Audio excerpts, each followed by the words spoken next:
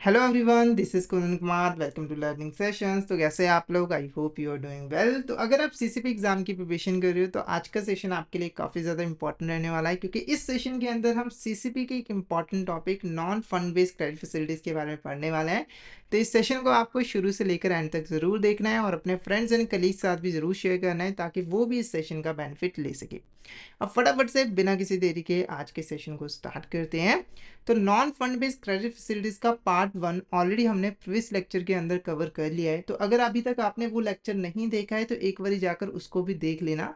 आज इस लेक्चर में इसका हम पार्ट 2 कवर करेंगे और इस चैप्टर से रिलेटेड कुछ और इंपॉर्टेंट कॉन्सेप्ट्स को डिटेल में डिस्कस करेंगे। तो आज का जो हमारा फर्स्ट टॉपिक है वो है bill purchase discounting under LC. तो सबसे पहले हम ये समझते हैं कि बिल परचेज और डिस्काउंटिंग होता क्या है। तो बिल डिस्काउंटिंग को हम एक सिंपल से एग्जांपल की हेल्प से समझेंगे। तो मान के चलिए यहाँ पर एक ए कंपनी है और यहाँ पर एक बी कंपनी है।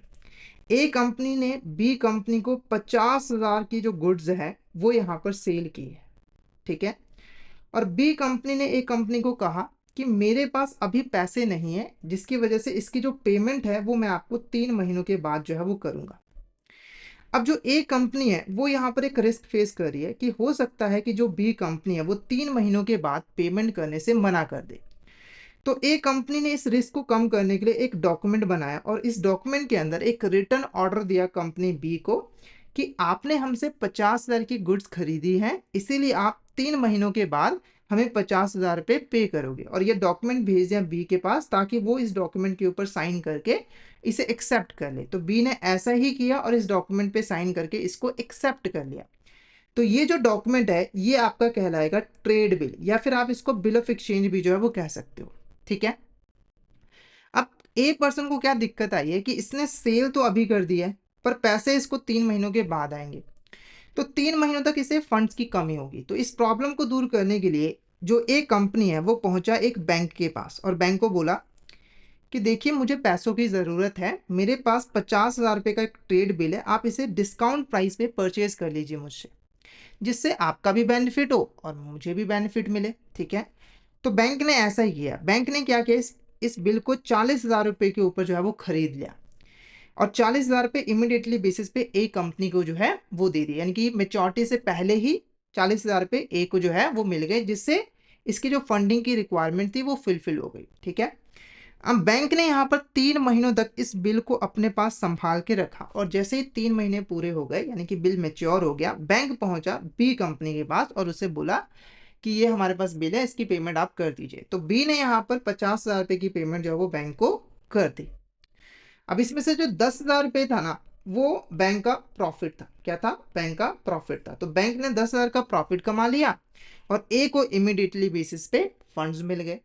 तो इसी को हम बिल डिस्काउंटिंग जो है वो कहते हैं। बिल डिस्काउंटिंग बेसिकली एक फाइनेंशियल अरेंजमेंट होती है जहां पर एक बैंक जो है एक ट्रेड बिल को उसकी मेच्योरिटी से पहले जो है वो परचेज कर लेता है और इमीडिएटली बेसिस पे उसे कैश में कन्वर्ट करके सेलर या फिर एक्सपोर्टर को दे देता है।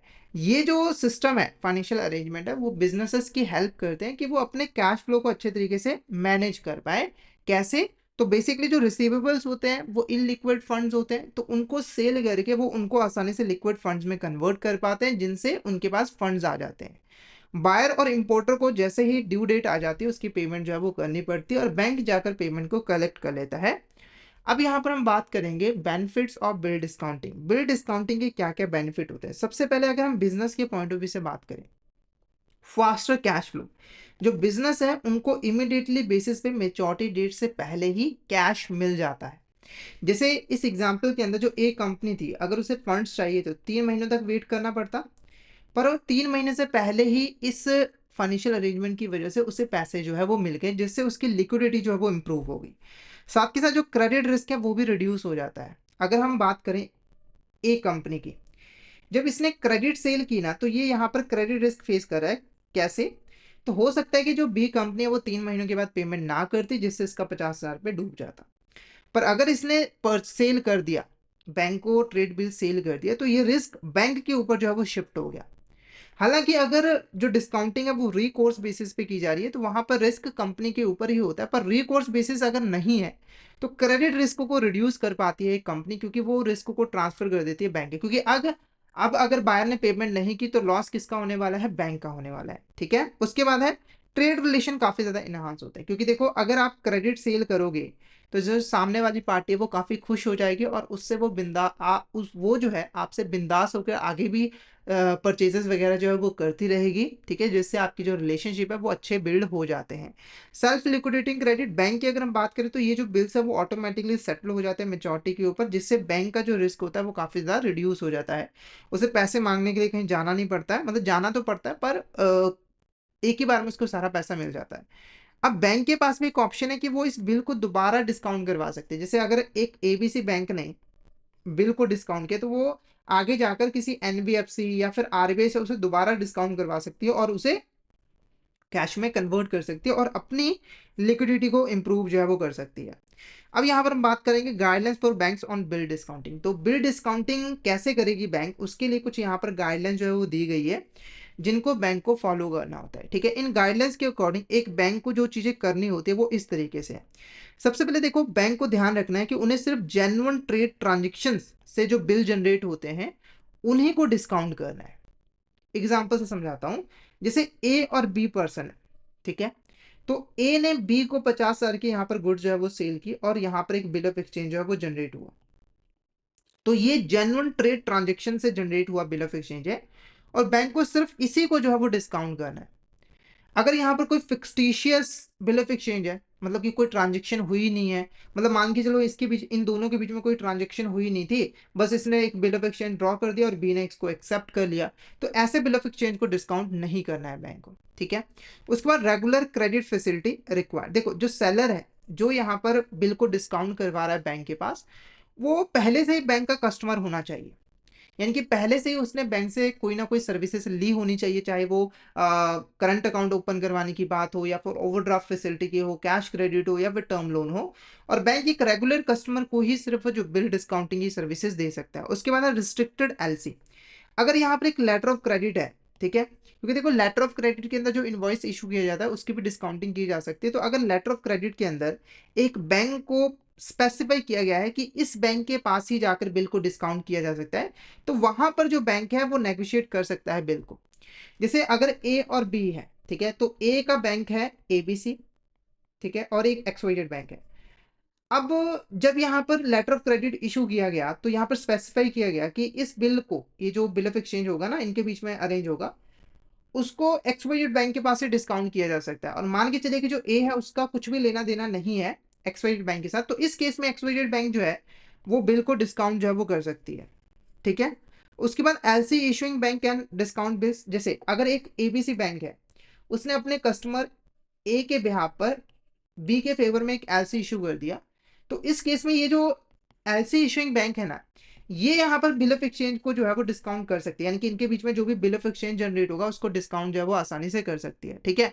उसके बाद अगर यहाँ पर जो एलसी इशूइंग और डिस्काउंटिंग बैंक अगर सेम है, यानी कि दोनों एक ही बैंक है, तो उस केस में जो एक्सपोजर होता है वो बायर के ऊपर होता है, यानी कि जो रिस्क होता है वो किसके ऊपर होता है, यहाँ पर बायर के ऊपर, क्योंकि अगर बायर ने डिफॉल्ट कर दिया तो फिर बैंक का लॉस होने ही वाला है। क्योंकि देखो अगर दो डिफरेंट बैंक है, जैसे ABC bank LC issuing bank है और एक्सवाइजेड जो है वो डिस्काउंटिंग बैंक है, तो इस केस में रिस्क किसका है, एक्सवाइजेड बैंक के ऊपर रिस्क है, यानी कि एबीसी बैंक पैसा किससे लेगी, एक्सवाइजेड बैंक से।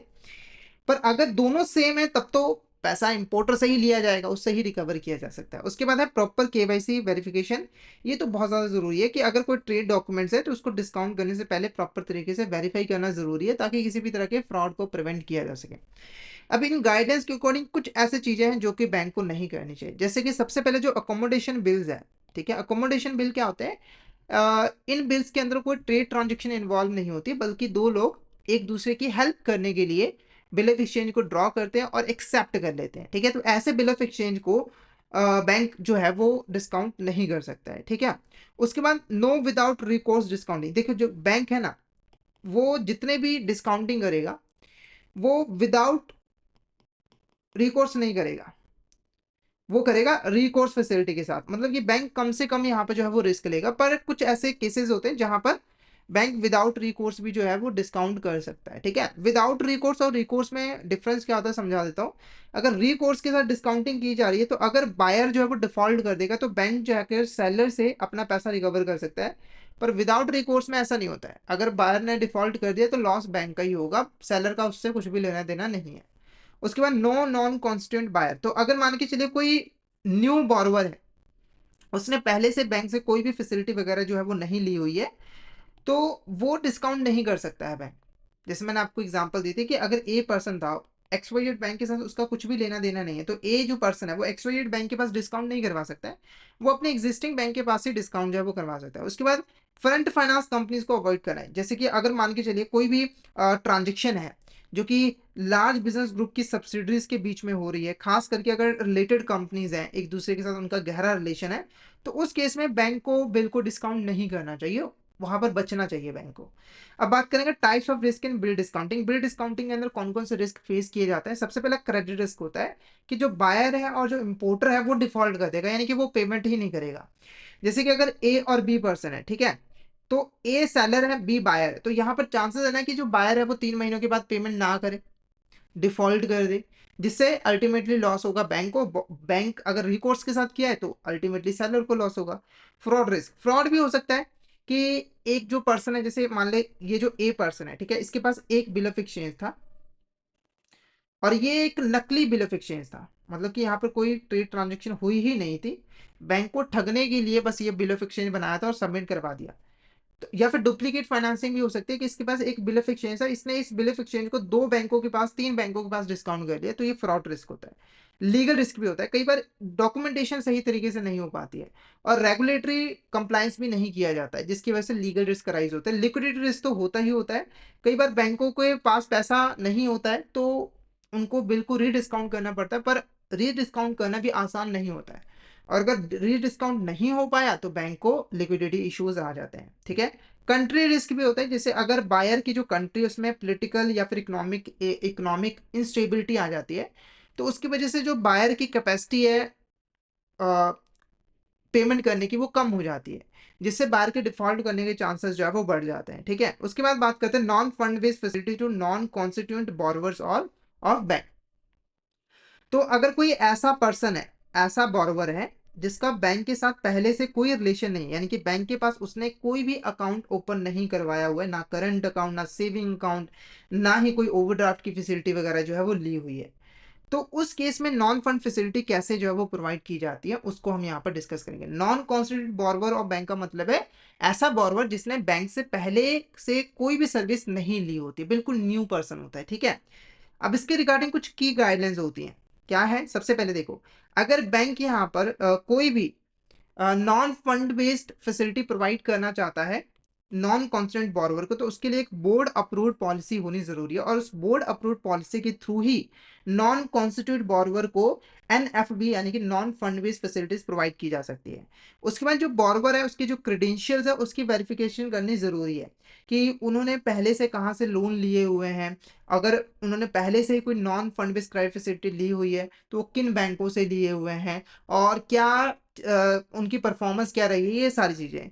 साथ ही साथ क्रेडिट अप्रेजल और ड्यू डिलिजेंस तो करना ही पड़ेगा, क्योंकि देखो फंड बेस्ड लोन में जितना रिस्क होता है ना उतना ही नॉन फंड बेस्ड लोन में भी रिस्क जो है वो रहता ही है। Same level of credit appraisal की यहाँ पर जरूरत पड़ती है ताकि हम जो है अच्छे तरीके से, बेहतर तरीके से नॉन फंड बेस्ड लिमिट जो है वो सेंक्शन कर पाए।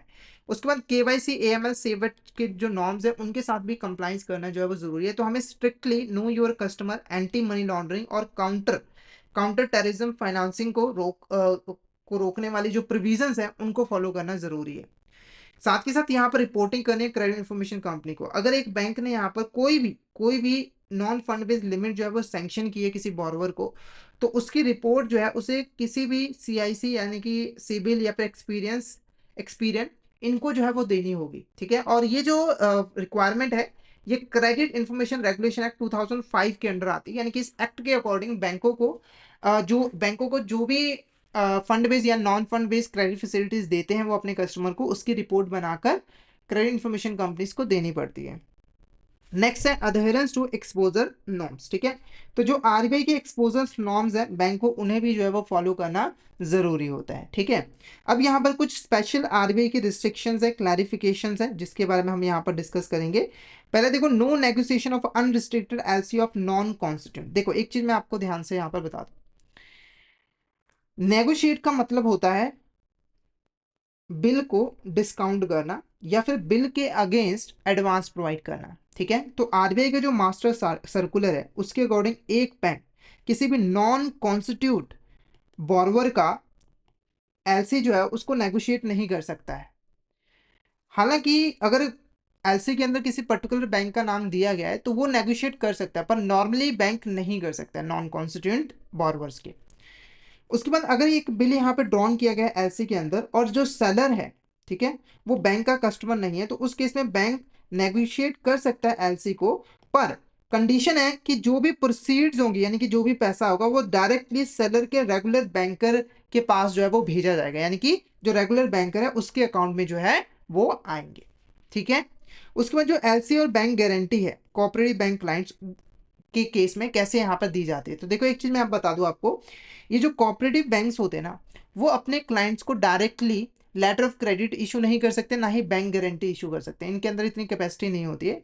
तो इस केस में ना जो शेड्यूल्ड कमर्शियल बैंक्स होते हैं ना वो यहाँ पर कोऑपरेटिव बैंक क्लाइंट्स को लेटर ऑफ क्रेडिट और बैंक गारंटी जो है वो इशू करते हैं, पर इसका एक प्रोसीजर होता है। प्रोसीजर क्या होता है, शेड्यूल्ड कमर्शियल बैंक किस बैंक गारंटी और एलसी कोऑपरेटिव बैंक के क्लाइंट्स को तभी इशू करेंगे अगर कोऑपरेटिव बैंक जो है वो एक काउंटर गारंटी जो है वो प्रोवाइड करेगा शेड्यूल कमर्शियल बैंक को। एग्जांपल से समझाता हूं, जैसे मान के चले एक ए पर्सन है, वो एक कोऑपरेटिव बैंक का क्लाइंट है, कस्टमर है। तो कोऑपरेटिव बैंक एक ABC bank schedule commercial bank के पास जाता है और कहता है कि आप मेरे क्लाइंट को एक बैंक गारंटी इशू कर दीजिए। तो गारंटी क्या है कि जो ए पर्सन है उसको बी पर्सन को 1 साल के बाद 5 लाख रुपए जो है वो पे करने हैं, ठीक है। तो ये गारंटी, तो एबीसी बैंक ने यहाँ पर गारंटी दे दी कि हाँ जो ए पर्सन है वो बी को 5 लाख रुपए जो है वो 1 साल के बाद पे करेगा। अगर ए पर्सन ऐसा नहीं करेगा तो एबीसी बैंक 5 लाख रुपए बी को देगी। अब एबीसी शेड्यूल कमर्शियल बैंक ऐसा तभी कर सकती है अगर जो कोऑपरेटिव बैंक है वो एबीसी बैंक को गारंटी देती है कि अगर एबीसी बैंक को बाई चांस पेमेंट करनी पड़ गई तो जो भी पैसा होगा वो cooperative bank schedule commercial bank को दे देगी, ठीक है। तो इस केस में जो एबीसी बैंक है वो पेमेंट करेगी किसको, बेनिफिशियरी को, फिर एबीसी बैंक जो है वो कोऑपरेटिव बैंक से अपना पैसा जो है वो ले लेगी। ऐसा होगा तभी गारंटी दी जा सकती है, अदरवाइज गारंटी नहीं दी जा सकती, ठीक है। कोई डाउट हो तो आप चैट बॉक्स में मैसेज करके जो है वो पूछ सकते हो, ठीक है। अब देखो एक शेड्यूल कमर्शियल बैंक ऐसे ही कोऑपरेटिव बैंक की गारंटी पे बैंक गारंटी या फिर लेटर ऑफ क्रेडिट इशू नहीं करता है, बल्कि वो चेक करता है कि यह क्या कोऑपरेटिव बैंक की क्रेडिट वर्दिनेस के ऊपर भरोसा किया जा सकता है। क्योंकि देखो कोऑपरेटिव बैंक के भाई जो सिस्टम होना चाहिए क्रेडिट अप्रेजल का, मॉनिटरिंग सिस्टम का, वो अच्छा खासा होना चाहिए, तभी ना वो कस्टमर को अच्छे तरीके से मॉनिटर कर पाएगा, उसका क्रेडिट अप्रेजल कर पाएगा। अगर कोऑपरेटिव बैंक सही तरीके से क्रेडिट अप्रेजल करेगा तभी तो शेड्यूल कमर्शियल बैंक उसके ऊपर भरोसा कर पाएगा, ठीक है। तो ये चीज को भी देखना जरूरी है। इसके अलावा एडिशनल केवाईसी करनी भी यहाँ पर जरूरी है, ठीक है। जो मतलब कुछ एडिशनल स्टेप्स यहाँ पर जो है वो लेने जरूरी है।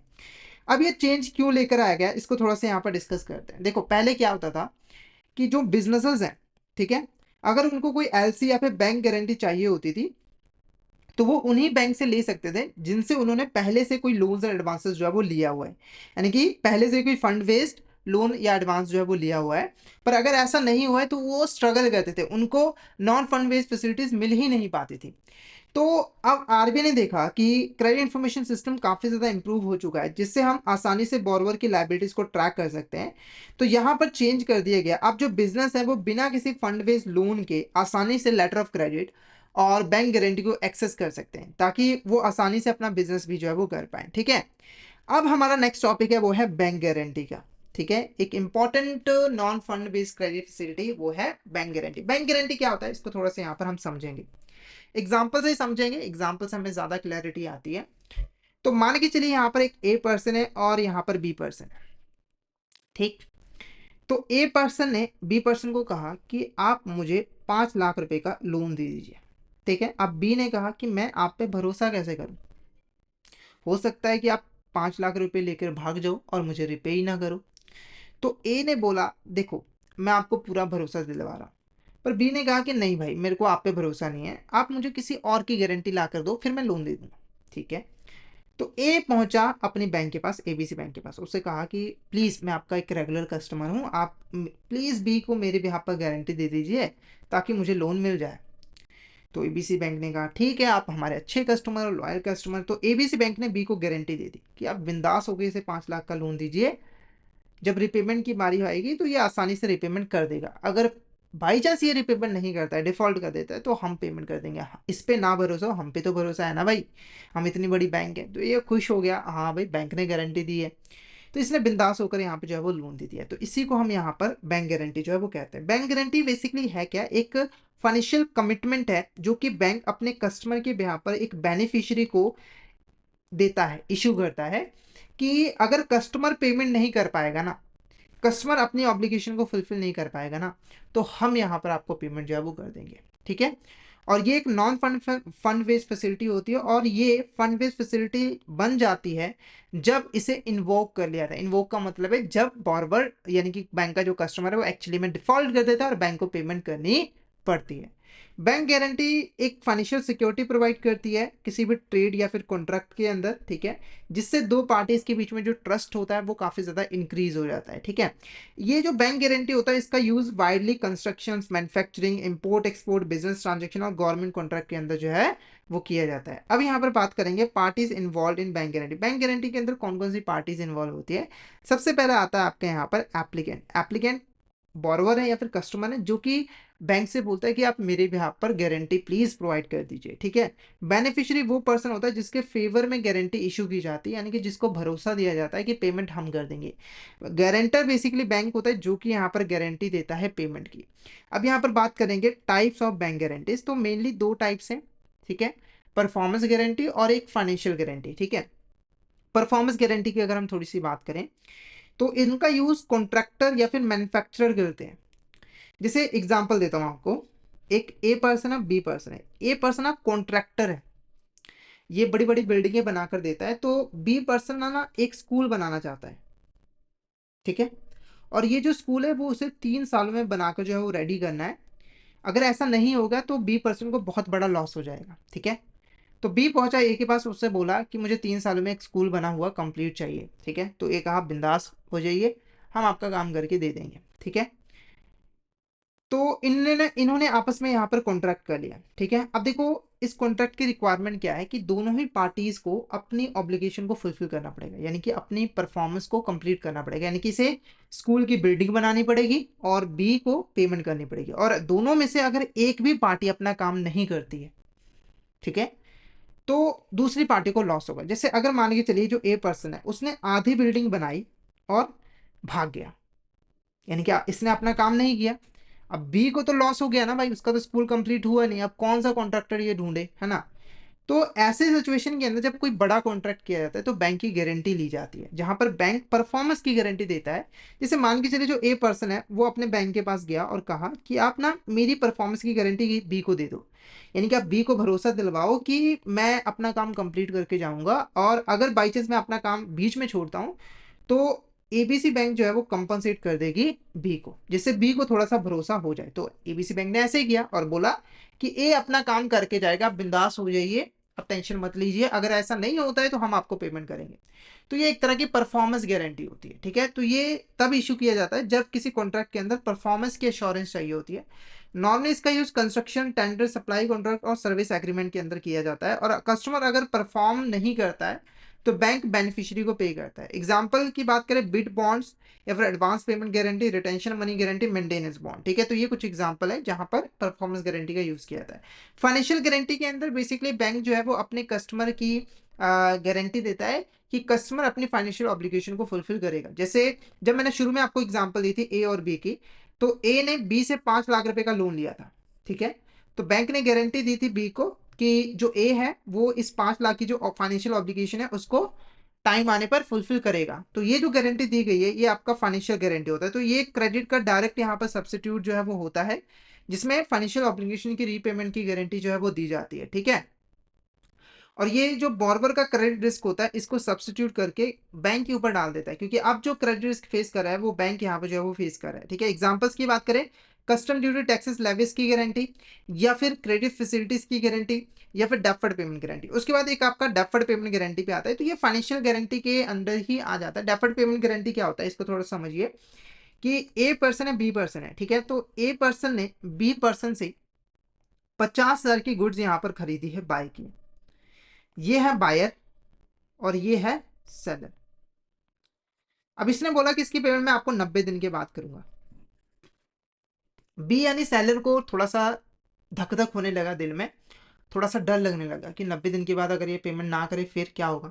तो इसने बोला कि मैं सेल तभी करूंगा अगर आप मेरे को गारंटी लिया कर दो। तो इस अपने बैंक के पास पहुंचा, तो एबीसी बैंक ने बोला कि ठीक है मैं दे देता हूँ गारंटी, और उसने बी को बोला कि आप सेल कर दीजिए, 90 दिन के बाद ये पेमेंट आपको कर देगा, अगर बाई चांस ये पेमेंट नहीं करेगा तो हम पेमेंट कर देंगे, आपको चिंता करने की जरूरत बिल्कुल भी नहीं है। तो ये आपका डेफर्ड पेमेंट गारंटी कहलाएगा। इसका यूज तब किया जाता है जब सप्लायर गुड्स सेल करता है, जैसे कि मशीनरी या फिर capital equipment, deferred payment term and condition के ऊपर, ठीक है। और बैंक गारंटी देता है कि जो बायर है वो इंस्टॉलमेंट पेमेंट जो है वो ड्यू डेट के ऊपर कर देगा, और अगर बायर डिफॉल्ट करता है तो बैंक जो है वो पेमेंट करता है। अब फाइनेंशियल और परफॉर्मेंस गारंटी के बीच में डिफरेंस क्या है, पर्पस की बात करें तो फाइनेंशियल गारंटी जो है वो फाइनेंशियल रीपेमेंट की गारंटी देता है, और परफॉर्मेंस गारंटी जो है कॉन्ट्रेक्चुअल ऑब्लिगेशन की कंप्लीशन की गारंटी देता है। रिस्क की बात करें, यहाँ पे डायरेक्ट क्रेडिट रिस्क होता है, और यहाँ पे बात करें तो प्रोजेक्ट एग्जीक्यूशन पे डिपेंड करता है कि बैंक कितना यहाँ पर रिस्क जो है वो फेस करेगा। एग्जाम्पल की बात करें, guarantee for loan repayment, taxes, custom duty, और यहाँ पर bid bond, advance payment, retention money guarantee, ठीक है।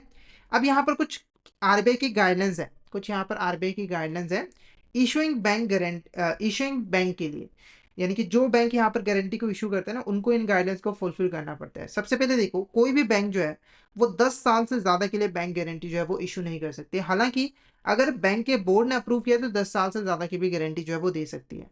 प्रॉपर क्रेडिट अप्रेजल जो है वो करने की जरूरत है किसी भी बैंक गारंटी को इशू करने से पहले। बैंक जो है सबसे पहले जो एप्लीकेंट है उसकी फाइनेंशियल स्ट्रेंथ और पास्ट परफॉर्मेंस के बारे में पता लगाएगा, और उसके बिहाफ पर ही वो बैंक गारंटी जो है वो इशू करेगा।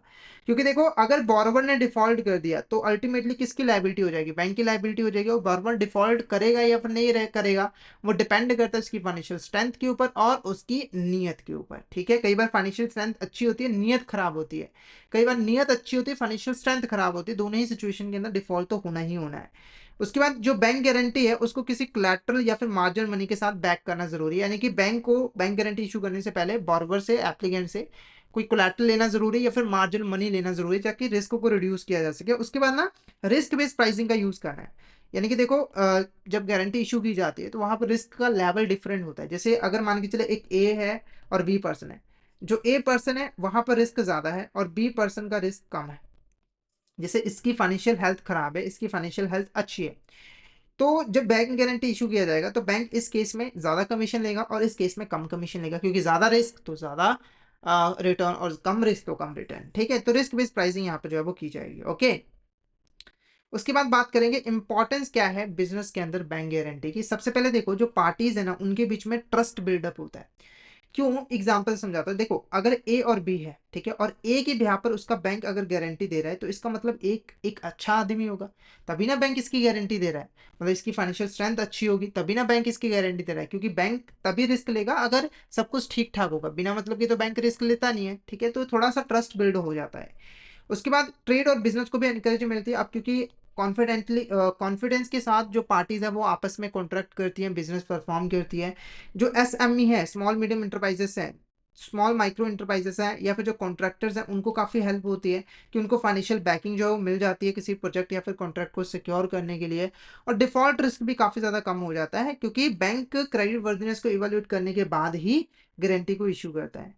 अब बात करेंगे assessment of bank guarantee limit. तो जो बैंक गारंटी लिमिट होती है उसकी असेसमेंट यहाँ पर कैसे की जाती है। सबसे पहले, what is bank guarantee limit. देखो, जैसे एक लोन की मैक्सिमम लिमिट होती है, जैसे अगर हम बात करें वर्किंग कैपिटल लोन की, ठीक है, तो एक कंपनी को बैंक कितना वर्किंग कैपिटल लोन देगी उसकी एक लिमिट होती है। जैसे हो सकता है कि एक्सवाइजेड कंपनी को बोला कि आपको हम मैक्सिमम 5 करोड़ का लोन देंगे, इससे ज़्यादा नहीं।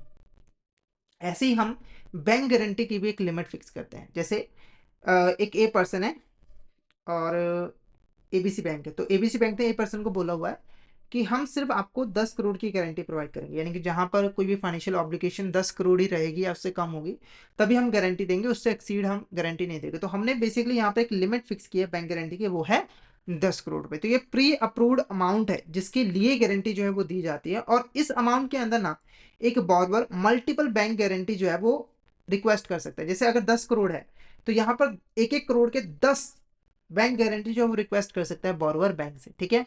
और ये कैश क्रेडिट या फिर ओवरड्राफ्ट के जैसे ही काम करता है, क्योंकि इसके अंदर भी आप एक लिमिट जो है वो फिक्स कर देते हो ना बॉर्रोवर की। अब ये जो लिमिट होती है ना, इसको एनुअली रिव्यू किया जाता है, जैसे कि बोरोवर की फाइनेंशियल हेल्थ कैसी है, अच्छी है या फिर खराब हुई है, पास्ट यूटिलाइजेशन कैसा है, रीपेमेंट हिस्ट्री है, इसके बेसिस पे हम उसको चेंज भी करते रहते हैं, ठीक है। उसके बाद जो बीजी लिमिट है वो डिपेंड करती है कई सारे फैक्टर्स पे, जैसे कि किस तरह की गारंटी आपको चाहिए, performance guarantee, financial guarantee, borrower की इंडस्ट्री क्या है, मतलब किस इंडस्ट्री के अंदर गारंटी चाहिए, और बिजनेस ट्रांजेक्शन का वॉल्यूम क्या है, ये सारे फैक्टर्स हैं, ठीक है। तो अब कुछ इंपॉर्टेंट फैक्टर्स की हम बात करेंगे जिनको असेस किया जाता है बैंक गारंटी की लिमिट को फिक्स करने के लिए। वो फैक्टर्स क्या है? सबसे पहला है नेचर ऑफ बिजनेस एक्टिविटी। तो बिजनेस एक्टिविटी की नेचर क्या है इसका हम पता लगाते हैं, जैसे कि मैन्युफैक्चरिंग है, कंस्ट्रक्शन है, ट्रेड है या फिर सर्विस सेक्टर है, रेगुलर बिजनेस ऑपरेशन है या फिर वन टाइम प्रोजेक्ट है, इसका हम पता लगाते हैं। फिर यहाँ पे टाइप्स ऑफ गारंटी रिकॉर्ड, किस तरह की गारंटी चाहिए, फाइनेंशियल गारंटी चाहिए या फिर परफॉर्मेंस गारंटी चाहिए, ठीक है। उसके बाद गारंटी की ड्यूरेशन क्या है, शॉर्ट टर्म ड्यूरेशन या फिर लॉन्ग टर्म गारंटी चाहिए, ठीक है, यानी कि 10 सालों तक भी चाहिए, तो ये भी इंपॉर्टेंट फैक्टर है। उसके बाद अगर ऑनगोइंग ऑपरेशन जैसे कि electricity deposit guarantee, excise debt authority और प्रोजेक्ट टेंडर, गवर्नमेंट कॉन्ट्रैक्ट, इनके लिए अगर कोई गारंटी चाहिए तो उसको भी कंसीडर किया जाता है। कंटीजेंट गारंटीज, अगर मान के चले कोई बैंक गारंटी दी जा रही है एडवांस पेमेंट के लिए या फिर डिस्प्यूटेड लायबिलिटी के लिए या फिर पोस्ट प्रोजेक्ट स्पेसिफिक नीड्स के लिए, तो वो आपका कंटीजेंट गारंटी रहता है। और ये टेम्पररी होते हैं और ये बिजनेस नीड्स के अकॉर्डिंग फ्लक्चुएट होते रहते हैं। उसके बाद बॉर्बर की फाइनेंशियल स्टैंडिंग को चेक करने के लिए हम उसका डेट इक्विटी रेशियो चेक करते हैं, नेट वर्थ ऑफ लिक्विडिटी यहाँ पर चेक करते हैं, और बैंक गारंटी का पास्ट यूटिलाइजेशन क्या रहा है और इन्वोकेशन केसेस की हिस्ट्री जो है वो क्या रही है, इसे हम चेक करते हैं। उसके बाद एबिलिटी क्या है कॉन्ट्रैक्ट को एग्जीक्यूट करने की, खास करके अगर हम परफॉर्मेंस गारंटी की बात करें तो वहां पर बैंक के लिए चेक करना जरूरी है ना कि जो एप्लीकेंट है उसकी एबिलिटी क्या है कॉन्ट्रैक्ट को कंप्लीट करने की, एग्जीक्यूट करने की। जैसे बिड बॉन्ड गारंटी तभी इशू की जाती है अगर बोरोवर के पास कैपेसिटी हो परफॉर्मेंस करने की, अगर परफॉर्मेंस नहीं है तो बिड बॉन्ड गारंटी यहाँ पर नहीं इशू की जाती, ठीक है। उसके बाद बैंक यहाँ पर साथ के साथ अगर कोई प्रोजेक्ट है जिसके लिए बिडिंग की गई है तो उसकी टेक्निकल फाइनेंशियल कैपेबिलिटी को भी जो है वो चेक किया जाता है बिड रिलेटेड गारंटीज को इशू करने से पहले। अब बीजी लिमिट की यानी बैंक गारंटी लिमिट की कंपटीशन कैसे की जाती है, तो एक प्रैक्टिकल अप्रोच बैंकों के द्वारा फॉलो की जाती है, जैसे कि आउटस्टैंडिंग बीजी है 500, कैंसिलेशन एक्सपेक्टेड है 300 की, रेगुलेटर ऑपरेशनल रिक्वायरमेंट्स है 600 की, कंटीजेंट गारंटीज है 100 की, और टोटल रिक्वायर्ड बीजी लिमिट अगर निकालें तो ये जो 500 इसमें से पहले 300 माइनस कीजिए जो कैंसिलेशन एक्सपेक्टेड है, फिर 600 ऐड कीजिए तो ये आपका 700 हो गया, 200 और 800, सॉरी 800, फिर उसके अंदर 100 ऐड करोगे तो ये आपका 900 जो है वो आ जाएगा, तो ये बीजी लिमिट जो है वो आ जाएगी, ठीक है। तो ये जो मेथड है वो इंश्योर करता है कि जो कंपनी की जो ऑनगोइंग नीड्स है और जो कंटीजेंट एक्सपोजर है उसके बीच में एक बैलेंस जो है वो क्रिएट किया जाए। बैंक जो है वो इंश्योर करता है कि जो फंड बेस्ड और नॉन फंड बेस्ड बोरविंग है ना वो साथ में रीजनेबल डेट इक्विटी लिमिट के अंडर ही रहे। जैसे अगर किसी कंपनी की जो डेट इक्विटी लिमिट है वो 40 और 60 है, ठीक है, तो जब यहाँ पर फंड बेस्ड और non fund based credit facilities उसको दी जाएंगी तो ध्यान रखेगा कि दोनों का एग्रीगेट करने के बाद भी जो डेट की लिमिट है वो 40% से इंक्रीज नहीं होनी चाहिए। अब बैंकों को बैंक गारंटी को इशू करते वक्त कुछ प्रिकॉशंस को लेना जरूरी है। वो प्रिकॉशंस क्या है? सबसे पहले देखो, बोरवर की जो क्रेडिट वर्दीनेस है उसको अच्छे तरीके से असेस करना जरूरी होता है। जैसे कि बोरवर ने पहले से कौन कौन से फंड बेस्ड लोन लिए हुए हैं, बैंक इनका एनालिसिस करके जो बोरवर की फाइनेंशियल स्ट्रेंथ है उसको इवेल्युएट कर सकती है और उसके हिसाब से डिसाइड कर सकती है कि उसे बैंक गारंटी इशू करनी चाहिए या फिर नहीं करनी चाहिए। मॉनिटर यूटिलाइजेशन, तो यहाँ पर जो कॉन्ट्रैक्टर है, जैसे अगर परफॉर्मेंस गारंटी दी गई है तो कॉन्ट्रैक्टर प्रोजेक्ट को बीच में छोड़ कर ना चले जाए, इसीलिए मॉनिटर करना ज़रूरी है कि एक कॉन्ट्रैक्टर किस तरीके से यहाँ पे जो है वो काम कर रहा है, ठीक है। क्योंकि अगर कॉन्ट्रैक्टर ने प्रोजेक्ट को बीच में छोड़ दिया तो परफॉर्मेंस गारंटी जो इन्वोक हो जाएगी और बैंक को यहाँ पर पे करना पड़ेगा। उसके बाद टोटल बोरविंग के ऊपर एक सीलिंग लगानी जरूरी है, यानी कि जो फंड बेस्ड और नॉन फंड बेस्ड लिमिट है इसकी एक टोटल लिमिट फिक्स करने की हमें मैक्सिमम कितना लोन या फिर एडवांसेस जो है वो प्रोवाइड करना है कस्टमर को। जैसे हम फिक्स कर सकते हैं कि एक कंपनी को हम 10 करोड़ से ज़्यादा फंड बेस्ड और non fund based credit facilities नहीं दे सकते, यानी कि टोटल जो एक्सपोजर हमारा होगा वो 10 करोड़ का ही जो है वो रहेगा। उसके बाद जो रिस्की सेक्टर्स हैं, ठीक है, जैसे कि construction project, disputed tax liabilities, government tenders, उन्हें केयरफुली जो है वो अप्रेज करनी है और वहां पर ओवर एक्सपोजर नहीं करना है, यानी कि जरूरत से ज्यादा वहां पर क्रेडिट फैसिलिटीज प्रोवाइड नहीं करनी है। कोलैटरल और मार्जिन रिक्वायरमेंट को भी कंसीडर करना है, यानी कि हाई रिस्की प्रोजेक्ट है तो वहां पर हाई मार्जिन जो है वो कलेक्ट करने हैं बोरोवर से, ताकि बैंक अपने रिस्क को जो है वो कम कर सके। उसके बाद आता है bank guarantee security expiry claim period management, ठीक है। तो बैंक गारंटी, अगर हम सिक्योरिटी की बात करें तो बैंक गारंटी की सिक्योरिटी क्या रहती है, तो देखो बेसिकली जब एक बैंक सिक्योरिटी प्रोवाइड करता है, ठीक है, जब एक बैंक बैंक गारंटी जो है वो प्रोवाइड करता है तो वो बेसिकली बोरोवर के एसेट्स के ऊपर एक चार्ज क्रिएट करता है और बोरोवर की एसेट्स को अपने पास गिरवी रखवाता है। कई केसेस में तो वो थर्ड पार्टी गारंटी भी लेता है अगर कम पड़ जाए। अगर बोरोवर की एसेट थर्ड पार्टी गारंटी भी कम हो जाए तो कुछ कोलैटरल सिक्योरिटी की भी जो है वो डिमांड की जाती है, खास करके कंस्ट्रक्शन और लार्ज कॉन्ट्रैक्ट के केस में, ताकि बैंक अपने रिस्क को कम जो है कम से कम कर सके, ठीक है। साथ ही साथ बैंक को यहाँ पर प्रोजेक्ट की प्रोग्रेस को भी मॉनिटर करना जरूरी होता है, साइड विजिट्स के थ्रू, फाइनेंशियल स्टेटमेंट्स के थ्रू, ताकि चेक किया जा सके कि जो कॉन्ट्रैक्टर वो अपना काम सही तरीके से कर रहा है कि नहीं। और जो अनसिक्योर्ड गारंटी है वो लिमिटेड होनी चाहिए, मतलब कम से कम जो है वो होनी चाहिए। और इनके केस में ज़्यादा रूल्स एंड रेगुलेशंस को ध्यान में रखना होता है और ज़्यादा केयरफुल रहना पड़ता है। अब यहाँ पर बैंक गारंटी सिक्योरिटी से रिलेटेड आरबीआई की कुछ इंपॉर्टेंट गाइडलाइंस है, जैसे कि लार्ज अनसिक्योर्ड गारंटीज को अवॉइड करना है बैंक को, खास करके अगर लॉन्ग टर्म प्रोजेक्ट्स हैं, ठीक है। अगर 10 साल की कोई गारंटी दी जा रही है तो अगर वो अनसिक्योर्ड है तो लार्ज अमाउंट में नहीं होनी चाहिए, ठीक है। डिवर्सिफिकेशन को इंश्योर करना है ताकि किसी भी एक पर्टिकुलर ग्रुप या फिर सेक्टर में ओवर एक्सपोजर को प्रिवेंट जो है वो किया जा सके। और ये जो अनसिक्योर्ड गारंटीज है वो उसका जो एक रीजनेबल पोर्शन है वो बोरोवर की इक्विटी के अंदर जो है वो होना चाहिए, ठीक है। मतलब बोरोवर की जो इक्विटी है ना उसके एक रीजनेबल पोर्शन के अंदर ही अनसिक्योर्ड गारंटी जो है उसे प्रोवाइड करनी है। जैसे अगर बोरोवर की इक्विटी 60% है तो इसके मतलब 10%, जैसे 6% ही यहाँ पर गारंटी जो है वो प्रोवाइड करनी है, उससे ज़्यादा नहीं करनी है, ठीक है।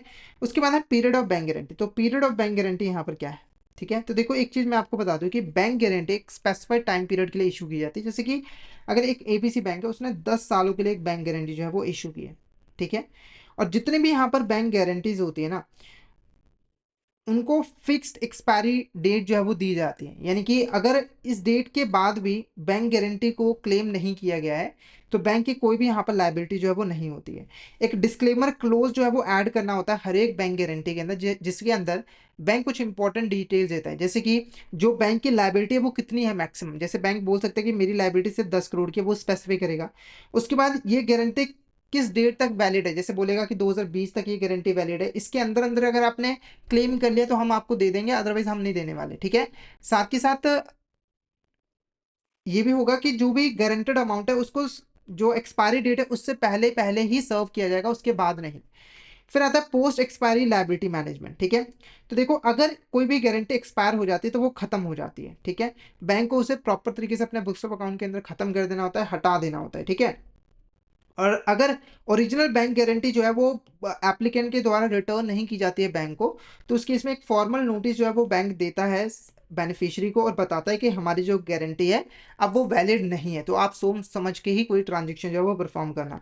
उसके बाद claim period for bank guarantee की अगर हम बात करें, ये क्लेम पीरियड क्या है, देखो जो आपका जो टाइम पीरियड था बैंक गारंटी का, जैसे 10 साल के लिए अगर बैंक गारंटी इशू की गई है, ठीक है। तो जैसे 10 साल पूरे हो जाएंगे तो ये जो बैंक गारंटी है वो एक्सपायर हो जाती है, ठीक है। तो जैसे ही बैंक गारंटी एक्सपायर हो जाती है तो कुछ एडिशनल टाइम भी जो है वो दिया जाता है बेनिफिशियरी को, जिसके अंदर वो जो है बैंक से अपनी अमाउंट जो है वो क्लेम कर सकता है। और वो जो एडिशनल टाइम पीरियड होता है उसी को हम क्लेम पीरियड जो है वो कहते हैं, ठीक है, ठीक है। अब बैंक को ये इंश्योर करना है कि जो जितनी भी बैंक गारंटी है उसके अंदर एक अप्रोप्रिएट क्लेम पीरियड जो है वो होना चाहिए, ताकि बैंक की लायबिलिटी को ज़्यादा एक्सटेंड ना किया जा सके, ठीक है। अब यहाँ पर कुछ इंपॉर्टेंट की गाइडलाइंस है राइट ऑफ बेनिफिशरीज के रिगार्ड, मतलब बेनिफिशरीज के क्या क्या यहाँ पर राइट्स हैं in case of bank guarantee. सबसे पहला राइट है right to claim under bank guarantee agreement, ठीक है। तो बैंक गारंटी एग्रीमेंट के अंदर बेनिफिशियरी के पास राइट है कि वो बैंक से अमाउंट क्लेम कर सकता है अगर बायर डिफॉल्ट कर देता है, यानी कि एप्लीकेंट अगर डिफॉल्ट कर देता है। तो सबसे पहले आता है डिमांड पीरियड। डिमांड पीरियड वो टाइम पीरियड है जितने पीरियड के लिए बैंक गारंटी इशू की गई है, जैसे 10 साल के लिए इशू की गई है तो ये 10 साल आपका डिमांड पीरियड होता है, ठीक है। और जैसे ये टाइम पीरियड ओवर हो जाता है तो आपका बैंक गारंटी एक्सपायर हो जाता है और इसके बाद कोई भी क्लेम जो है वो नहीं किया जा सकता है। हालाँकि अगर कोई यहाँ पर डिस्प्यूट है या फिर कोई लीगल एक्शन लिया जा रहा है, मतलब कि मान के चलिए कि वैलिडिटी पीरियड के अंदर डिमांड की गई थी, यानी कि मान के चलिए कि 10 साल के लिए इश्यू किया गया था, तो 9वें साल बायर ने एप्लीकेंट ने डिफ़ॉल्ट कर दिया और बेनिफिशियरी ने अपना अमाउंट क्लेम किया। पर कोई डिस्प्यूट हो गया जिसकी वजह से पेमेंट डिले होगी, डिनाइड होगी, तो इस केस में क्या होगा पता है? क्लेम पीरियड आ जाएगा। तो एक्सपायरी के बाद भी इस पीरियड के अंदर जो है वो क्लेम किया जा सकता है अमाउंट। ओके। क्लेम पीरियड सिर्फ और सिर्फ लीगल रिकोर्स के लिए होता है, यानी कि अगर आपको मतलब आपने डिमांड पहले ही कर ली है, आपने क्लेम पहले ही कर लिया, अब आप केस कर रहे हो, तो आप केस कर सकते हो क्लेम पीरियड के अंदर, पर आप कोई फ्रेश डिमांड जो है वो नहीं कर सकते हो। ठीक है, फ्रेश डिमांड बिल्कुल नहीं कर सकते हो। सिर्फ रिमांड करने के बाद अगर कोई डिस्प्यूट हो जाता है तो आप क्लेम पीरियड के अंदर अंदर में केस वगैरह जो है वो कर सकते हो। उसके बाद है non recourse after claim period. तो क्लेम पीरियड के बाद कोई भी रिकोर्स नहीं हो सकता है, यानी कि अगर आपका क्लेम पीरियड भी एंड हो जाता है तो उसके बाद आप लीगल एक्शन भी जो है वो नहीं ले सकते हो। ठीक है, ये ध्यान में आपको रखना है। तो वैलिडिटी पीरियड के अंदर आप क्लेम ले सकते हो, उसके बाद वैलिडिटी पीरियड खत्म हो जाता है तो आप लीगल केस वगैरह कर सकते हो। पर अगर क्लेम पीरियड भी खत्म हो गया, आपने लीगल केस नहीं लिया, तो आप लीगल केस भी नहीं कर सकते हो। ठीक है, उसके बाद आता है बैंक लायबिलिटी और पेमेंट ऑब्लिगेशन। तो बैंक की क्या यहाँ पर लायबिलिटी होती है? देखो, बैंक की जो लायबिलिटी होती है वो एब्सोल्यूट होती है, यानी कि इंडिपेंडेंट अनकंडीशनल होती है।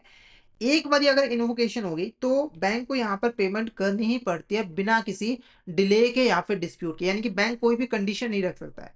एक बारी बैंक ने गारंटी दे दी, अब आगे चलकर बेनिफिशियरी या फिर जो एप्लीकेंट है उसके बीच में जो भी डिस्प्यूट होता रहे, बैंक के ऊपर कोई भी इम्पैक्ट नहीं पड़ता है। बैंक को तो बैंक गारंटी को मतलब पेमेंट जो है वो करनी ही पड़ती है। बैंक यहाँ पर किसी भी हालत में पेमेंट करने से रिफ्यूज नहीं कर सकता है, चाहे एप्लीकेंट और बेनिफिशियरी के अंदर कोई भी डिस्प्यूट क्यों ना हो जाए।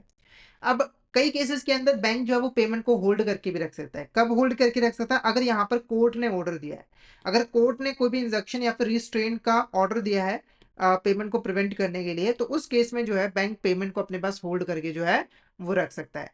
अगर यहाँ पर कोई भी केस पेंडिंग है कोर्ट के अंदर, तो बैंक की लायबिलिटी कंटिन्यू रहेगी जब तक कि वो कोर्ट केस जो है वो निपट नहीं जाता है। चाहे उस इस टाइम पीरियड के अंदर बैंक गारंटी की वैलिडिटी क्यों ना एक्सपायर्ड हो जाए, वो मायने नहीं रखते। एक बार केस हो गया तो जब तक केस कंप्लीट नहीं हो जाएगा तब तक बैंक की लायबिलिटी कंटिन्यू रहेगी, और जैसे ही अगर बेनिफिशियरी केस जीत गया तो बैंक को रिपेमेंट जो है वो करनी पड़ेगी। ठीक है, उसके बाद आता है आपका यहाँ पे due diligence before granting credit based on third party bank guarantee. ठीक है, तो अगर मान के चलिए कि एक यहाँ पर एबीसी बैंक है और एक ए पर्सन है, तो ए पर्सन एक्सवाइजेड बैंक से यहाँ पर लोन लेना चाहता है और उसके लिए वो एबीसी बैंक की गारंटी जो है वो दिलवा रहा है एक्सवाइजेड बैंक को। तो ये एक थर्ड पार्टी बैंक गारंटी, यानी कि एक दूसरी बैंक जो है एक पहली वाली बैंक को गारंटी दे रही है कि आप बिंदास होकर जो है एप्लीकेंट को लोन जो है वो दे दीजिए। तो यहाँ पर कुछ ड्यू डिलिजेंस रखना जो है वो जरूरी है। जब भी एक बॉर्बर क्रेडिट लेता है किसी अनदर बैंक से, ठीक है, तो वहां पर कुछ ड्यू डिलिजेंस चाहिए होते हैं, जैसे कि सबसे पहले क्रेडिट प्रपोजल की जो सिक्योरिटी है उसे चेक करना जरूरी है, यानी कि फुल डिलिजेंस का यहाँ पर यूज करना है। ठीक है, और रिस्क असेसमेंट करना है स्टैंडर्ड प्रोसीजर्स के अकॉर्डिंग। उसके बाद जो ओरिजिनल बैंक है वो लैंडिंग क्यों नहीं कर रहा है, जैसे जो एबीसी बैंक है, ठीक है, और एक्सवाइजेड बैंक है, तो अगर ए पर्सन एबीसी बैंक की गारंटी एक्सवाइजेड बैंक को दिला रहा है ताकि वो एक्सवाइजेड बैंक से लोन ले सके, तो एक्सवाइजेड बैंक को ये पता लगाना जरूरी है कि एबीसी बैंक गारंटी तो दे रही है पर ये खुद क्यों नहीं लैंडिंग कर रही है, इसके पीछे का क्या रीजन है। साथ के साथ ये जो अरेंजमेंट होनी चाहिए ना, वो रिस्क ट्रांसफर के लिए नहीं होनी चाहिए। ये चीज आपको यहाँ पे जो है वो ध्यान रखनी है, not a risk transfer mechanism. उसके बाद बैंक ऑफिशियल, जो बैंक ऑफिशियल गारंटी को इशू कर रहा है, बैंक यहाँ पर चेक करेगा कि क्या उस बैंक ऑफिशियल के पास गारंटी को इशू करने की अथॉरिटी है। जैसे कि हो सकता है कि एबीसी बैंक का एक सिंपल सा एम्प्लॉय है, क्लर्क है, वो गारंटी इशू कर रहा है, तो ये थोड़ी वैलिड रहेगी।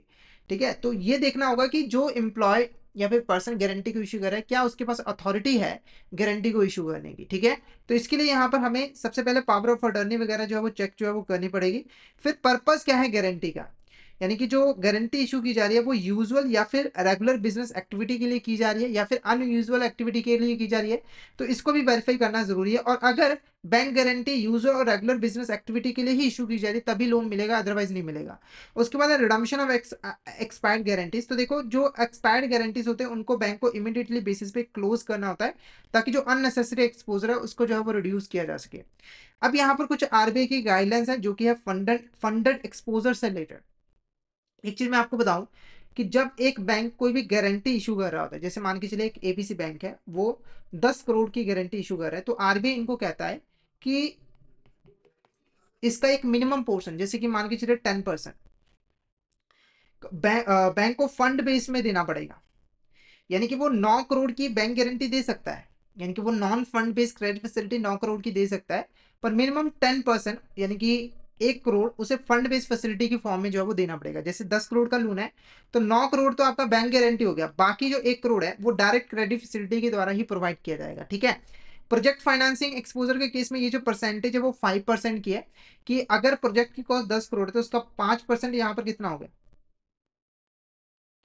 उसका 5% आपका 50 लाख हो गया। तो बैंक को कम से कम 50 लाख रुपए लेंड करने पड़ेंगे बॉर्बर को प्रोजेक्ट को इंप्लीमेंट करने के लिए। ठीक है। उसके बाद यहाँ पर इशूइंग बैंक के लिए कुछ प्रोड्यूशियल गाइडलाइंस भी है, कंप्लाइंस भी है। जैसे कि जो गारंटिंग बैंक है ना, उसको गुड कंप्लाइंस रिकॉर्ड जो है वो रखना पड़ेगा capital adequacy, asset classification, provisioning और कैपिटल एक्सपोजर नॉर्म्स के ऊपर। यानी कि जो बैंक गारंटी दे रही है वो रूल्स एंड रेगुलेशंस को फॉलो करने वाली होनी चाहिए। ठीक है। उसके बाद जो बैंक गारंटी है वो सिर्फ और सिर्फ बैंक के ओन बोरवर कॉन्स्टिट्यूएंट के लिए इशू किया जाएगा। मैंने आपको पहले बताया कि बैंक गारंटी सिर्फ और सिर्फ एग्जिस्टिंग बोरवर, यानी कि जिन्होंने पहले से बैंक से कोई ना कोई क्रेडिट फैसिलिटी ली हुई है, कोई फाइनेंशियल सर्विस ली हुई है, उसी को यहाँ पर जो है वो मिलेगी बैंक गारंटी, अदरवाइज नहीं मिलेगी। उसके बाद ओवरसीज गारंटी, ओवरसीज गारंटीज के ऊपर रिस्ट्रिक्शन है। बैंक जो है वो कोई भी बैंक गारंटी या फिर लेटर ऑफ कंफर्ट जो है वो फॉरेन लैंडर के फेवर में इशू नहीं कर सकती है। हालांकि अगर फॉरेन लैंडर है, ठीक है, और फेमा अलाउ कर रहा है, फेमा की जो रेगुलेशन है वो अलाउ कर रहे हैं, तो बैंक यहाँ पर बैंक गारंटी और लेटर ऑफ कंफर्ट जो है वो इशू कर सकता है। उसके बाद रिस्क वेट ऑन गारंटीज, तो जो रिस्क वेट जो गारंटीज होती है ना, वो भी यहाँ पर रिस्की होती है और वो लगभग आपके क्रेडिट एक्सपोजर के इक्वल ही मानी जाती है। तो आपको उन्हें भी रिस्क वेट देना होता है ताकि आप उसके लिए भी मिनिमम कैपिटल अपने पास मेंटेन करके रख सको। जो काउंटर गारंटीज होती है उनको भी रिस्क वेट देना जो है वो जरूरी होता है। काउंटर गारंटी के बारे में ऑलरेडी मैंने आपको जो है वो समझा दिया है। अब क्योंकि जब काउंटर गारंटी इन्वॉल्व होती है तो जो रिस्क होता है वो काउंटर गारंटिंग बैंक के ऊपर होता है रादर देन बॉर्वर। तो इस केस में ज्यादा ध्यान जो है वो देना होता है, प्रॉपर तरीके से रिस्क वेट भी करनी होती है, क्योंकि एक बॉर्बर के केस में रिस्क वेट अलग हो सकती है, एक बैंक के केस में रिस्क वेट अलग हो सकती है। इंटर बैंक एक्सपोजर लिमिट, ठीक है। तो अगर यहाँ पर कोई भी बैंक गारंटी है, ठीक है, उसको अगर तो जितने भी यहाँ पर बैंक गारंटी बैक एक्सपोजर्स हैं उनको यहाँ पर इंटर बैंक एक्सपोजर लिमिट्स में जो है वो इंक्लूड करना जरूरी है, ताकि जो ओवरऑल रिस्क है उसको जो है वो कंट्रोल किया जा सके। बोर्ड अप्रूव्ड सम लिमिट सेट किए जाने चाहिए लॉन्ग टर्म एक्सपोजर्स के लिए, क्योंकि वहां पर जो रिस्क होता है वो हायर होता है as comparison to short term money market transaction. अब कुछ यहाँ पर की टेकअवेज है, बेस्ट प्रैक्टिसेस है जिनको यहाँ पर बैंकों को फॉलो करना जरूरी होता है। सबसे पहले देखो, जो बैंक होते हैं उन्हें डिमांड पीरियड्स को स्ट्रिक्टली मॉनिटर करना होता है, ताकि ये इंश्योर किया जा सके कि जो इन्वोकेशन है वो विद इन वैलिडिटी पीरियड ही हो। जैसे अगर मान के चलिए बैंक ने 10 साल का यहाँ पर टाइम पीरियड दिया था, बैंक गारंटी दी थी, और बैंक इसे मॉनिटर नहीं कर रहा है, कोई एक पर्सन आया 11 साल के बाद क्लेम करा, बैंक ने उसकी पेमेंट कर दी, बाद में बैंक को पता लगा कि ये तो एक्सपायर हो चुकी थी, फिर बैंक सिर पकड़ के बैठ जाएगा। तो यहाँ पर क्या है कि पहले ही आप मॉनिटर करते रहो। ठीक है। उसके बाद जो क्लेम पीरियड है वो सिर्फ लीगल रिकोर्स के लिए ही अलाउ करना है, यानी कि लीगल केस के लिए ही अलाउ करना है, उसके अंदर कोई भी फ्रेश डिमांड नहीं हो सकती। ठीक है। और जो पेमेंट है बैंक गारंटी के अंदर वो एब्सोल्यूट होनी चाहिए, यानी कि पेमेंट बैंक को इमीडिएटली बेसिस पे करनी पड़ेगी बिना किसी कंडीशन के। साथ के साथ इशूइंग बैंक के पास एक एडुकेट एक्सपोजर होना चाहिए नॉर्मल केसेस के अंदर 10% और 5% प्रोजेक्ट फाइनेंसिंग के केस में। और नॉन बॉर्वर और अननोन एंटिटीज को बैंक गारंटी जो है वो इशू नहीं करनी चाहिए, अवॉइड करना चाहिए बैंक को। और जो अनएक्सपायर्ड बैंक गारंटीज है उनको मॉनिटर करना है और उन्हें फॉर्मली जो है वो क्लोज कर देना है, ताकि रिस्क एलोकेशन को रोका जा सके। और जो inter bank guarantee back exposures हैं उनको ओवरऑल एक्सपोजर कैप के अंदर जो मैनेज किया जाना चाहिए। नेक्स्ट जो हमारा यहाँ पर टॉपिक है वो है आपका यहाँ पर को एक्सेप्टेंस फैसिलिटी, ए की टूल फॉर डेफर्ड पेमेंट्स। ठीक है। सबसे पहले ये को एक्सेप्टेंस फैसिलिटी क्या है इसको थोड़ा सा यहाँ पर समझिए, एग्जाम्पल से ही समझाऊंगा। एक ए पर्सन है, बी पर्सन है, ठीक है। ए पर्सन ने बी पर्सन को 50,000 की जो गुड्स है वो सेल किए, ठीक है। और बी ने कहा कि मैं आपको जो पेमेंट है वो 3 महीनों के बाद करूंगा। डन। तो ए ने एक बिल ऑफ एक्सचेंज यहां पर बनाया ठीक है, जिसके अंदर ये रिटर्न ऑर्डर दिया बी को कि आपने मुझसे 50,000 की गुड्स खरीदी है तो उसकी पेमेंट आपको 3 महीनों के बाद करनी है। ठीक है, और ये बिल ऑफ एक्सचेंज भेज दिया बी के पास और बी ने इसको यहाँ पर एक्सेप्ट कर लिया। ठीक है, अब जो ए पर्सन कह रहा है ना कि मेरे को आप पे भरोसा नहीं है, मतलब कि मुझे किसी और पर्सन की भी एक्सेप्टेंस चाहिए, यानी कि गारंटी चाहिए। तो ये अपने बैंक के पास गया, मान के चलिए एक्सपेरियड बैंक है, उसको बोला कि प्लीज आप बिल ऑफ एक्सचेंज को, इस बिल ऑफ एक्सचेंज को एक्सेप्ट कर लीजिए, ठीक है, मेरे साथ, ताकि इसको सिक्योरिटी मिल जाए ए पर्सन को और वो मुझे क्रेडिट सेल करने के लिए तैयार हो जाए। तो एक्सवाइजेड बैंक ने इस बिल ऑफ एक्सचेंज को बी के साथ में मिलकर एक्सेप्ट कर लिया, यानी कि इस बिल ऑफ एक्सचेंज को बी और एक्सवाइजेड बैंक दोनों ने एक्सेप्ट किया। इसका मतलब है कि पहले पेमेंट बी करेगा, अगर बी पेमेंट नहीं कर पाएगा तो उसकी जगह पर एक्सवाइजेड बैंक यहाँ पर पेमेंट जो है वो करेगा। तो इसी को हम को एक्सेप्टेंस फैसिलिटी जो है वो कहते हैं। ठीक है, जब भी एक बॉर्बर गुड्स या फिर मशीनरी को डेफर्ड क्रेडिट के ऊपर परचेज करता है तो वहां पर जो सेलर होता है वो डेफर्ड पेमेंट गारंटी जो है वो डिमांड करता है, यानी कि बिल ऑफ एक्सचेंज की को एक्सेप्टेंस को डिमांड करता है। और नॉर्मली ये जो को एक्सेप्टेंस होती है वो बाहर के बैंक के द्वारा की जाती है। ठीक है, और ये जो को एक्सेप्टेंस है ये बेसिकली एश्योरेंस प्रोवाइड करता है सेलर को कि ड्यू डेट के ऊपर उसको पेमेंट मिल ही जाएगी। अगर बायर डिफॉल्ट कर देता है, जो को एक्सेप्टिंग बैंक है वो यहाँ पर पेमेंट जो है वो कर देता है। तो ये लगभग बैंक गारंटी और लेटर ऑफ क्रेडिट फैसिलिटी के जैसा ही रहता है। इसीलिए जो सावधानियां हमें बैंक गारंटी और लेटर ऑफ क्रेडिट फैसिलिटी को इशू करते वक्त लेनी पड़ती है, वो हमें इसके केस में भी जो है वो लेनी पड़ती है। ठीक है, और गाइडलाइंस को भी फॉलो करना पड़ता है। अब यहाँ पर हम बात करेंगे आरबीआई गाइडलाइंस ऑन को एक्सेप्टेंस ऑफ बिल्स।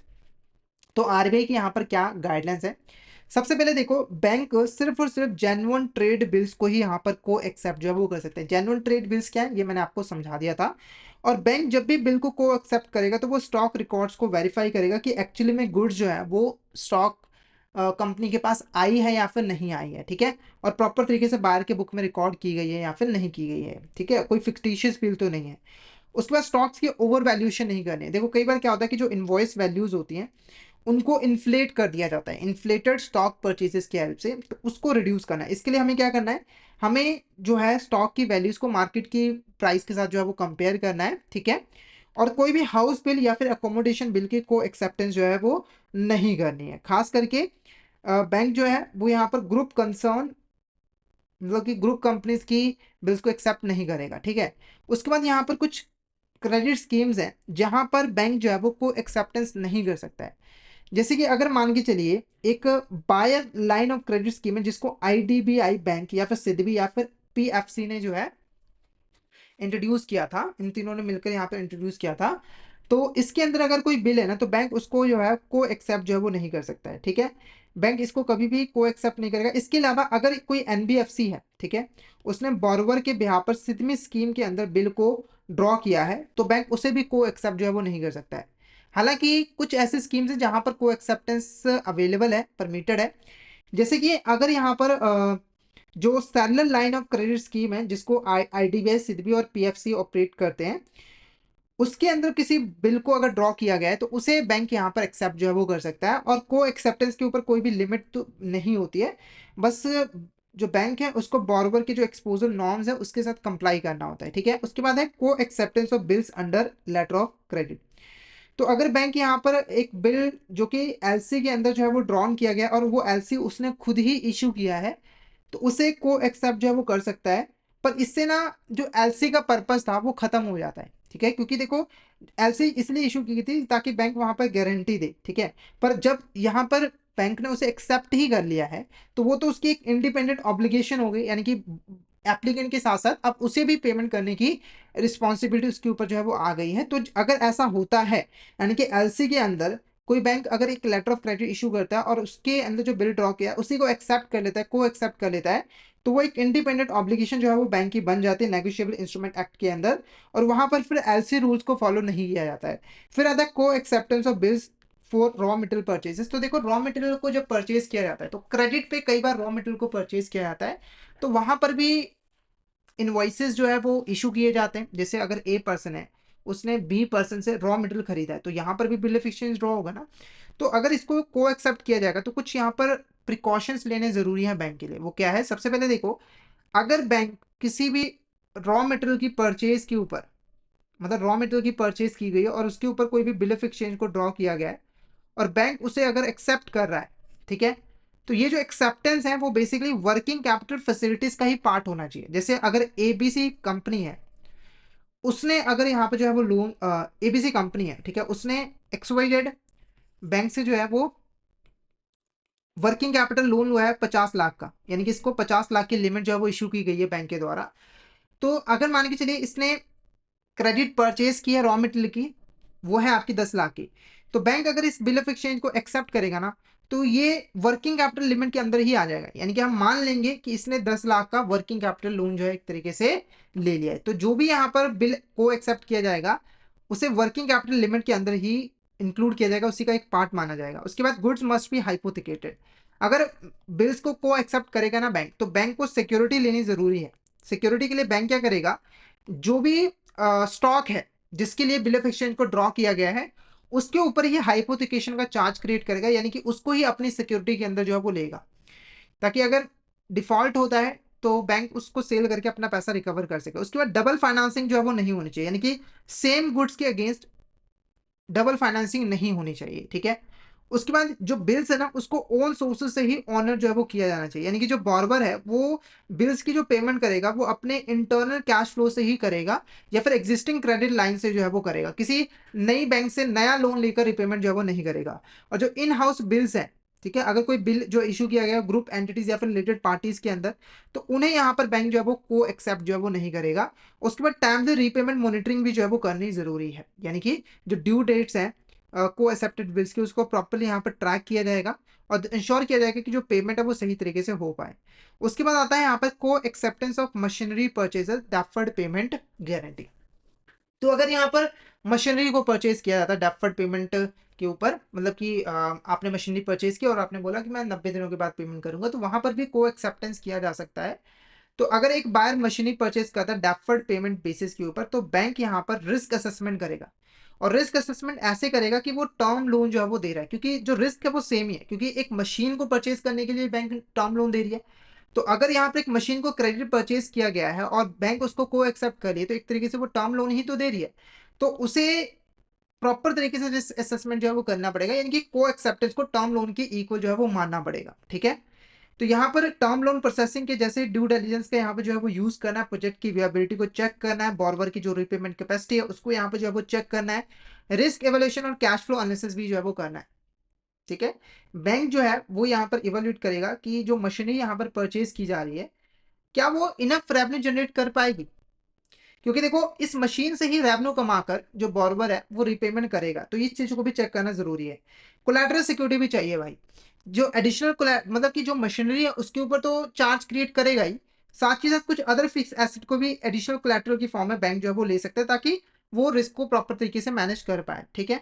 उसके बाद अगर यहाँ पे शॉर्ट ड्यूरेशन यूसेज बिल है, जैसे कि 90 डेज 180 डेज, ठीक है, तो वहां पर स्ट्रॉन्ग जस्टिफिकेशन चाहिए, मतलब कि ऑपरेशन रिक्वायरमेंट के बेसिस पे जस्टिफिकेशन करनी पड़ेगी कि एक्चुअली में ये बिल जनरेट होना चाहिए या फिर नहीं होना चाहिए, ठीक है। तो यहाँ पर हमारा जो आज का चैप्टर था वो यहाँ पर ओवर होता है, तो हमने 14 चैप्टर का पार्ट 2 यहाँ पर जो है वो कवर कर लिया है। तो ये लेक्चर हमारा कंप्लीट हो गया। तो अगर आपको इस लेक्चर में किसी भी तरह का डाउट है तो आप चैट बॉक्स में मैसेज करके पूछ सकते हो। क्लियर हो गया तो एक बार मैसेज करके जरूर बता दीजिएगा कि आपको यहाँ तक क्लियर जो है वो हो गया है, ठीक है। और अगर आप सिस्टमेटिक वे में सीसीपी एग्जाम की प्रिपरेशन करना चाहते हो तो आप हमारे कोर्सेज में एनरोल कर सकते हो, जहाँ पर हम आपको प्रोवाइड करवाते हैं कंसेप्चुअल वीडियोस जो कि हमारे हिंदी और इंग्लिश लैंग्वेज के मिक्स में अवेलेबल होते हैं। इसी के साथ हम आपको mock test, mega mock test भी प्रोवाइड करते हैं, और ये जो लाइव क्लास होती है वो आपको रिकॉर्डेड फॉर्म में भी मिल जाती है। तो अगर आप अच्छे से सीसीपी एग्जाम की प्रिपरेशन करना चाहते हो तो फटाफट से हमारे कोर्स में एनरोल कर लीजिए। हमारे जो कोर्सेज है वो इजिली एक्सेसिबल है, आपको हमारे ऐप जो है वो ऐप स्टोर, प्ले स्टोर दोनों ही जगहों पे मिल जाएंगे। आपको जस्ट टाइप करना है लर्निंग सेशन एमबीए एग्जाम्स, और इन ऐप के थ्रू आप हमारे कोर्स में एनरोल कर सकते हो। और अगर आप अभी हमारे कोर्स में एनरोल करते हो तो आपको लगभग 82% तक का ऑफ मिल जाएगा हमारे कोर्सेज पे, जिसके लिए आपको कूपन कोड यूज़ करना होगा विंटर। तो फटाफट से इस कूपन कोड का यूज़ करके हमारे कोर्स में एनरोल कर लीजिए, और टेलीग्राम चैनल को भी जरूर ज्वाइन कर लीजिएगा, क्योंकि हम इसमें एग्जाम से रिलेटेड, क्लासेस रिलेटेड जितने भी इंपॉर्टेंट अपडेट्स हैं वो डालते रहते हैं। और अगर आपको भी किसी भी तरह की क्वेरी आती है तो आप इस चैनल पर मैसेज कर सकते हो। तो फटाफट से हमारे टेलीग्राम चैनल को ज्वाइन कर लीजिए ताकि कोई इंपॉर्टेंट अपडेट आपसे मिस ना हो जाए। इसका लिंक आपको वीडियो के डिस्क्रिप्शन बॉक्स में मिल जाएगा। तो आज का सेशन फिर हम यहीं पे ओवर करते हैं। तो ये हमारी सीसीपी के लाइव सेशंस चल रहे हैं, जहाँ पर हम सीसीपी के फुल सिलेबस को कंसेप्चुअल वीडियोस की फॉर्म में कवर कर रहे हैं। तो अगर आप अच्छे तरीके से सीसीपी एग्जाम की प्रिपरेशन करना चाहते हो तो इन लाइव सेशंस को भी आपको ज़रूर रेगुलर बेसिस पे अटेंड करना है। और हमारी अपकमिंग लाइव क्लासेस को ज्वाइन करने के लिए हमारे यूट्यूब चैनल को सब्सक्राइब करने के बाद नोटिफिकेशन बेल भी जो है वो ज़रूर दबा देना, ठीक है। तो आज का सेशन हम यहीं पे ओवर करते हैं। तो आई होप आज का सेशन आपको अच्छा लगा हो। सेशन अच्छा लगा हो तो सेशन को लाइक कर देना, हमारे चैनल को सब्सक्राइब कर देना और शेयर जरूर करना अपने फ्रेंड्स के साथ, कलीग के साथ, ताकि वो भी इस सेशन का बेनिफिट जो है वो ले सके। तो आज के लिए इतना ही, मिलते हैं नेक्स्ट क्लास में। Thank you so much everyone.